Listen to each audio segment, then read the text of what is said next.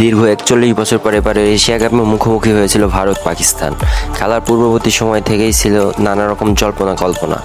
Asia কাপে এবারে আসরে চ্যাম্পিয়ন হয়েছে ভারত, তবে পুরস্কার বিতরণী মঞ্চে তারা ট্রফি নেয়নি, কারণ এসিসি সভাপতি ও পাকিস্তান ক্রিকেট বোর্ডের প্রধান দায়িত্ব ছিলেন মহসিন নাকভি। এছাড়া সেখানে উপস্থিত ছিলেন বিসিবি সভাপতি আমিনুল ইসলাম বুলবুলও। ভারতের ট্রফি নিতে না চাওয়া নিয়ে যা বললেন বিসিবি সভাপতি।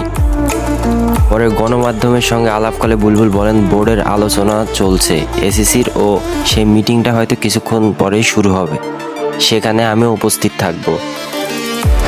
যারা জয়ী হয়েছে তাদেরকে ট্রফিটা আমরা পৌঁছে দিতে চেষ্টা করব। ভারতের শিরোপা না নেওয়ার ব্যাখ্যা দিয়ে বুলবুল বলেন, এখানে কিছু ব্যাপার আছে যেগুলো প্রেসের সামনে বলা যাবে না, তবে এখানে ইন্ডিয়া চ্যাম্পিয়ন হয়েছে, পাকিস্তান রানার্স আপ হয়েছে।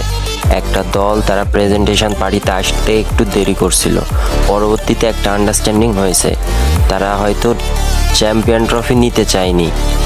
এশিয়া কাপের ফাইনালে পাকিস্তানের জায়গায় বাংলাদেশ থাকতে পারত বলেও আক্ষেপ করেছেন বুলবুল। প্রথমে খারাপ লাগছিল যে ম্যাচটা আমাদের খেলার কথা ছিল, তারপরে আমি বলবো যে আমরা সেকেন্ড রাউন্ডে যেভাবে এসেছিলাম এবং শ্রীলঙ্কার সাথে যেভাবে জিতেছিলাম, ইন্ডিয়া পাকিস্তান দুটো ম্যাচই আমাদের জেতা উচিত ছিল, বাট আমরা জিততে পারিনি। তবে অনেকেই ধারণা করছে রাজনৈতিক কারণে হয়তো এরকম প্রতিদ্বন্দ্বিতা চলছে খেলার মাঠে। তবে আপনার মতামতটি অবশ্যই কমেন্ট বক্সে লিখে যাবেন এবং একটি লাইক, কমেন্ট ও সাবস্ক্রাইব করতে ভুলবেন না যদি ভিডিওটি ভালো লেগে থাকে। ধন্যবাদ সবাইকে।